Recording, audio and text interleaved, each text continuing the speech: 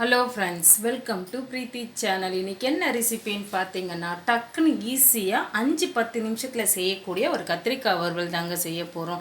இது ரசம், தயிர் சாதம், சாம்பார் சாதத்தோடலாம் வச்சு சாப்பிடும்போது டேஸ்ட்டு ரொம்பவே நல்லா இருக்குங்க. வாங்க இந்த கத்திரிக்காய் வறுவலை எப்படி செய்யலான்றதை பார்க்கலாம். கத்திரிக்காய் வறுவல் செய்ய பார்த்தீங்கன்னா 1/4 கிலோ அளவுக்கு கத்திரிக்காவை எடுத்திருக்கேன். இதை கட் பண்ணிவிட்டு நம்ம தண்ணியில் சேர்த்துக்கலாம். தண்ணியில் சேர்க்கும்போது தான் கத்திரிக்காய் கருகாமல் இருக்கும். கத்திரிக்காவை சன்னமாக நீளமாக நம்ம கட் பண்ணி எடுத்துக்கலாம்.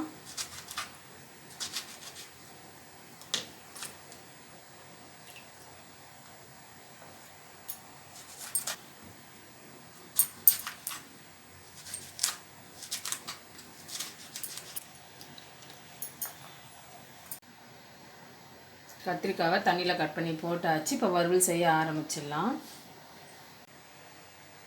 கத்திரிக்காய் வறுவல் செய்ய ஸ்டவ் ஆன் பண்ணி கடாயை வச்சாச்சு. கொஞ்சமாக எண்ணெய் சேர்த்துக்கலாம்.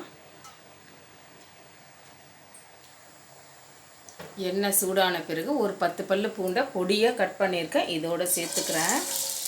பூண்டை இதுமாதிரி பொடியாக கட் பண்ணி சேர்க்கும் போது தான் வாசனை ரொம்பவே நல்லாயிருக்கும். இது கூடவே ஃப்ரெஷ்ஷான கருவேப்பிலையை கொஞ்சமாக சேர்த்துக்கலாம். பூண்டு இந்த ஆயிலே நல்லா ஃப்ரை ஆகி வரட்டும். பூண்டோட வாசனை நல்லா கமகமன் வர ஆரம்பிச்சிச்சு. இந்த டைமில் பொடியாக நறுக்குனா ஒரு பெரிய வெங்காயத்தை சேர்த்துக்கிறேன். வெங்காயம் இந்த ஆயிலே ஃப்ரை ஆகி வரட்டும். வெங்காயம் இந்த அளவுக்கு ஃப்ரை ஆன பிறகு ஒரு தக்காளி இதோடு சேர்த்துக்கலாம். மீடியம் சைஸ் தக்காளி பொடியை கட் பண்ணிவிட்டு சேர்த்துருக்கேன்.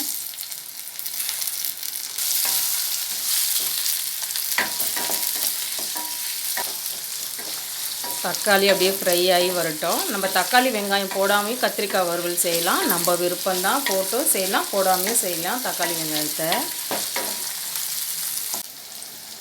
தக்காளி இந்த அளவுக்கு ஃப்ரை ஆன பிறகு கட் பண்ணி வச்சுருக்க கத்திரிக்காவை இதோட சேர்த்துடலாம்.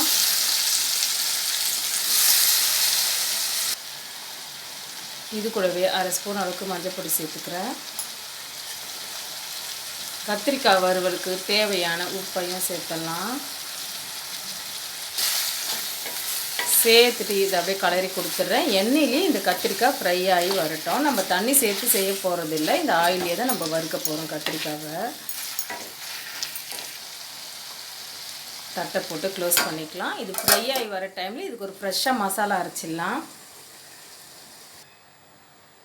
மசாலா அரைக்க பார்த்திங்கன்னா கடாய் வச்சுட்டேன். 1 ஸ்பூன் அளவுக்கு கொத்தமல்லி விதை சேர்த்துக்கிறேன். 1/2 ஸ்பூன் அளவுக்கு ஜீரகம் சேர்த்துக்கலாம். 1/4 ஸ்பூன் அளவுக்கு மிளகையும் சேர்த்துக்கிறேன். 1/4 ஸ்பூன் அளவுக்கு வெந்தயத்தையும் சேர்த்துடலாம். இது கூடவே கருவேப்பிலையை கொஞ்சமாக சேர்த்துக்கிறேன். மிதமான சூட்டில் இதை ஃப்ரை பண்ணி எடுத்துடலாம். கருகாமல் இதை அப்படியே வறுத்து எடுத்துடலாம். மிதமான சூட்டிலேயே கருகாமல் வறுத்து எடுத்தாச்சு. இது ஆறட்டும். ஆறின பிறகு இதை மிக்ஸி ஜாரில் கம்ப்ளீட்டாக சேர்த்துடலாம். சேர்த்துட்டு இதை பொடிச்சு எடுத்துகிட்டு வந்துடுறேன். மிக்ஸி ஜாரில் இதை பொடிச்சு எடுத்தாச்சு.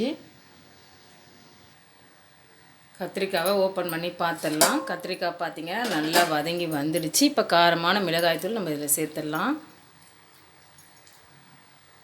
நம்ம காரத்துக்கு ஏற்ற மாதிரி எந்த அளவுக்கு வேணுமோ அந்தளவுக்கு சேர்த்துக்கலாம். நான் 2 ஸ்பூன் அளவு சேர்த்துக்கிறேன். மிளகாய்த்தூளை சேர்த்துட்டு இதை அப்படியே கலந்து கொடுத்துடலாம். மிக்ஸி ஜாரில் பொடிச்சு வச்ச பவுடரை நம்ம சேர்த்துடலாம். இது கூடவே சேர்த்துட்டு இதை அப்படியே கலரி கொடுத்துடலாம். இந்த எண்ணெயிலேயே அப்படியே ஃப்ரை ஆகி வரட்டும்.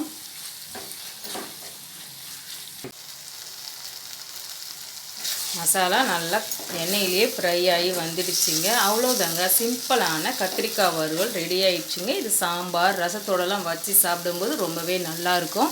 இந்த டைம் நம்ம ஸ்டவ் ஆஃப் பண்ணிடலாம். கத்திரிக்காய் வறுவலை நீங்களும் இது போலவே ட்ரை பண்ணி பாருங்கள். இந்த வீடியோ உங்களுக்கு பிடிச்சா லைக் பண்ணுங்கள், ஷேர் பண்ணுங்கள், சப்ஸ்கிரைப் பண்ணிக்கோங்க. தேங்க்ஸ் ஃபார் வாட்சிங்.